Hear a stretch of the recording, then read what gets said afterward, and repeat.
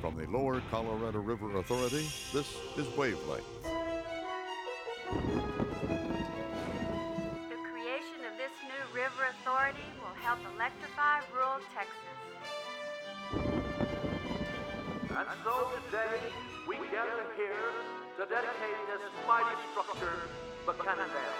This has been a great organization for 60 years. It's going to be a great organization for a long time to come.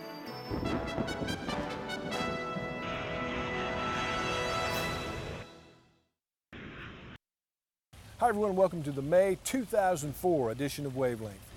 Well, it's our goal each month to bring you the most compelling, interesting stories possible from all across the company. To help us meet that goal, we're expanding our team to include a new contributor. If you've ever taken a training course here at LCRA, then you probably already know Jill Joyner. Jill's been with LCRA for 2 years. She's a senior trainer with the Employee Services Group. Jill holds a master's degree in radio, television, film from the University of Texas, and I'm sure she'll be an excellent addition to our Wavelength team. Thanks, Richard. I'm really excited about this new opportunity and a chance to help tell the LCRA story.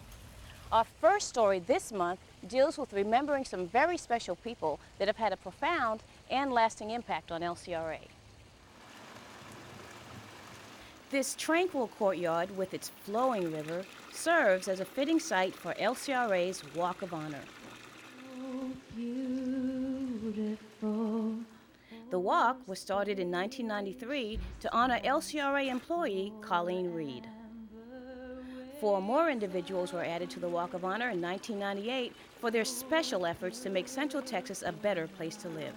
They are Congressman Jake Pickle, Tex Robertson, founder of Camp Longhorn, Henry Umscheid, the first general manager of Bluebonnet Electric Co-op, and Fritz Engelhard, former state legislator and member of LCRA's first board of directors. In a special ceremony held at the General Office Complex in April, 2 new names were added to the Walk of Honor. The men we are honoring today have a special significance to the board. They defined in so many ways the caliber of stewardship to which we hope to achieve at the LCRA. I hope you will join me in celebrating the lives and contributions of these 2 public servants of Texas. Thank you. Our first individual is someone that defined leadership in Texas for an entire generation. One of the nicknames for Governor John Connally, Big John, was fitting, as he fit the expectations of Texans that their leaders be larger than life. He was dynamic, charismatic, and a master of the difficult world of Texas politics. 30 years after he left the governor's office, Texas Monthly would proclaim him as Governor of the Century. John Connally served on the LCRA Board of Directors from 1941 to 1947. As governor, he changed the way Texas dealt with water issues. In 1964, he commissioned the first statewide planning process to ensure that all regions of Texas would have the water they needed for the next 50 years.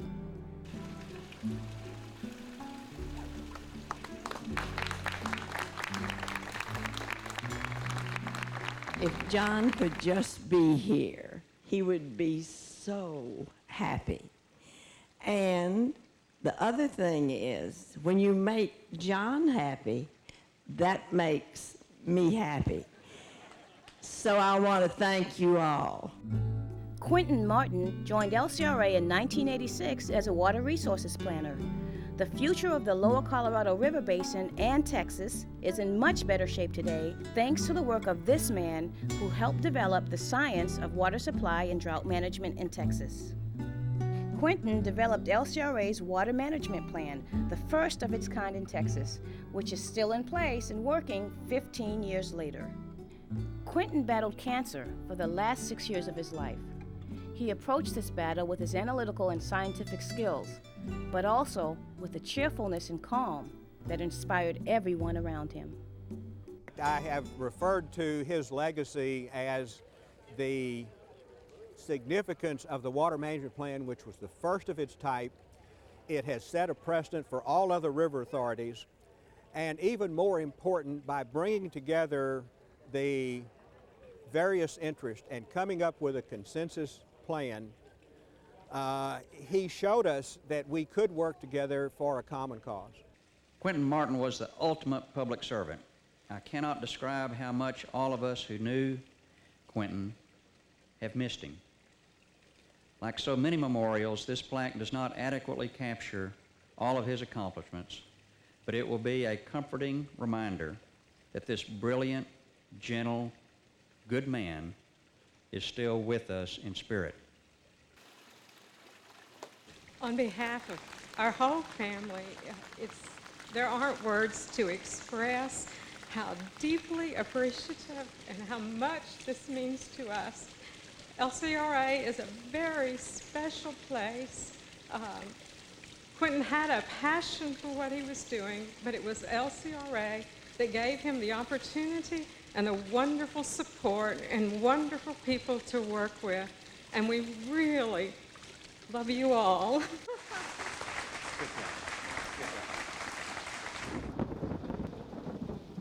When it went online in 1926, the Comal power plant in New Braunfels was said to be the largest lignite-fueled power plant in the world. 3 years later, it was converted to cleaner-burning natural gas. It had 4 boilers and 2 generating units, producing a total of 60 megawatts of electricity. LCRA acquired the plant in 1947 to supplement its hydro generation and help meet the growing electrical demands in the region. The Comal plant served LCRA and its customers until it was decommissioned in 1972. The plant stood empty and deteriorating until the 1990s. That's when LCRA began the process of preserving the building and redeveloping the site to benefit the New Braunfels community. Some 3,000 tons of steel was removed from the building and recycled. Site remediation also included removal of lead paint and asbestos insulation at a total cost to LCRA of $11.5 million. This distinctive red brick building with its towering stacks has been a visual landmark in New Braunfels since the mid-20s. It will now take on a whole new life as a residential center. What a great day. It's done. At a ceremonial closing high above the old turbine deck, LCRA officials sealed the deal on the sale of the plant and 23 acres to a development group headed by Larry Peel. We could have bulldozed it, or we could clean the plant up and make it available for a beneficial use. And so the choice, I think, that was available was clear from the beginning of what really needed to happen to this plant. Plans call for a $22 million development project that will convert the building into 109 loft apartments and construct 185 garden apartments on the surrounding property. This project is an excellent example of the public and private sectors working together for the benefit of the community. Speaking for the board, I am very proud to be a part of it and want to express my appreciation to everyone who has played a role in helping this vision to become a reality. Thank you.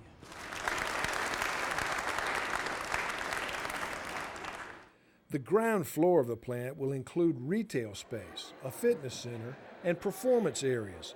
The project will mean about $560,000 in annual property tax revenues to the city, county, and school district. We thank LCRA for their commitment to our community. They do wonderful things for us in terms of community development. They're not just about making money, they're about putting back into our community, and they have really helped us here today to preserve our past, to honor those before us, and to look forward to the future. And this is going to be some place, Mr. Peel. I'm excited. The construction process will begin in June and is scheduled to take about 18 months to complete. I don't think you could ever have got a project like this done because in our business you try to anticipate the problems you have. On a plant like this, that's impossible. They've done everything they said they would do. Their sole objective was to make the deal work, and so I don't think it could have been done without someone like Joe Beal and his guys. A group of LCRA retirees that worked at the Comal plant were also on hand for the ceremony. Many said they were happy to see the old plant was going to be around for a long time to come. Also in April, another group of outstanding Texans was honored for their efforts to preserve and protect the Colorado River. Tonight is about several different things. It's about the Colorado River. Welcome to the Colorado River Foundation's third annual awards banquet held at McKinney Ruffs. And the great thing about the individuals that you all are here to honor tonight is that they never sought out the recognition that they've earned or the awards that we are about to bestow on them. All they did is follow their hearts. We owe each of these individuals a debt of gratitude for their efforts to preserve and protect the Colorado River. The 2004 River Steward honorees are the Honorable Will Wynn, Mayor of Austin, author John Graves, and photographer Wyman Minzer, who have collaborated on 2 books celebrating the rivers and natural resources of Texas. LCRA's Quentin Martin, nationally renowned expert in water resources planning, again honored for his pioneering work in the emerging science of water supply and drought management. Mary Eastberg, a science teacher from Anderson High School and volunteer water quality monitor. And John Moore, an 8th grader at Bastrop Middle School. John is the son of LCRA photographer Billy Moore. John already has 7 years' experience as a volunteer in the Travis County Parks Cleanup Program. John's willing and ready to work to keep Lake Travis litter-free. John's also played an active role in the McKinney Ruffs Junior Volunteer Program, completing more than 50 hours of service last summer. Well, I feel very honored to be able to be here this evening. Well, I believe it's important for not only my classmates, but everybody should at least participate in taking care of the river so that that people later on can enjoy it as much as they can. Proceeds from this event will benefit foundation programs like Kids on the Colorado, which gives thousands of school children each year an opportunity to connect with the river through recreation and environmental education. Congratulations to this year's Colorado River Foundation River Stewards.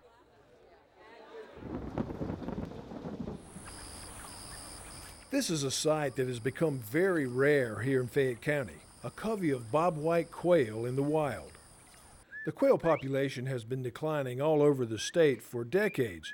There are many factors contributing to this decline, such as predators and pesticides and fire ants.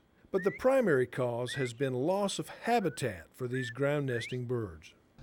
Changing land use practices, certainly planting improved pastures or what we call tame pastures such as coastal Bermuda grass, very detrimental. You can plant coastal or poor concrete. They both have the same benefits for quail. Back in January, LCRA, with assistance from Texas Parks and Wildlife, performed a controlled burn on this 1,400-acre tract of land adjacent to the Fayette Power Project. The idea is to improve the habitat not only for quail, but for deer as well. By the disking and burning, we're trying to increase the diversity of the plants in the area, and by burning, we're reducing the amount of thatch on the ground to encourage the growth of new forbs and grasses.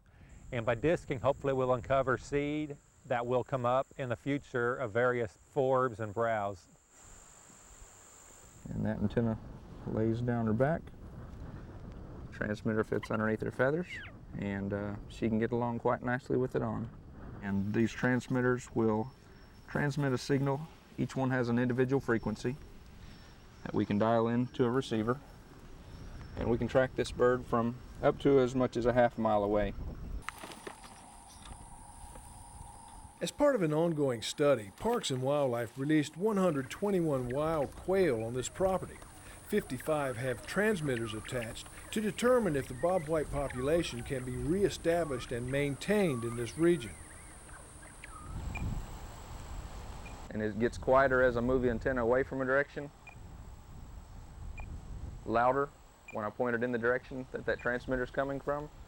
These studies will help local landowners learn how to improve their property and join forces with others through wildlife cooperatives to combine many small tracts of land into a much larger, improved quail habitat. At the April board meeting, LCRA said an emotional goodbye to 5 departing board members. Resolution of the Board of Directors of the Lower The board approved resolutions honoring each individual. Whereas Annie Jones has completed... And little did I know that a door was opening that was one of the most incredible experiences that I've had in my life. When I began to learn what LCRA does and the people it serves and the heart and soul of LCRA. The last 7 years have truly been amazing. I've learned so much. I've met amazing people, and most importantly, have had an opportunity to serve the people of Central Texas and manage to have fun in the process.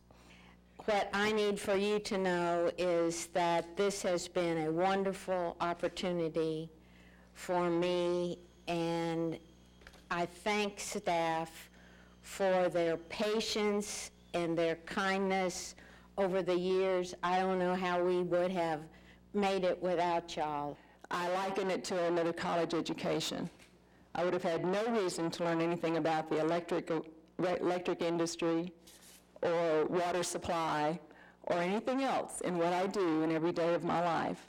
But I had the opportunity to learn and to learn from folks who are the best in the field in the state of Texas. If we could ever get whatever it is you have and put it in a bottle, and then let's give it to all the other state agencies. You know, there wouldn't be any trouble in Texas. It'd be great.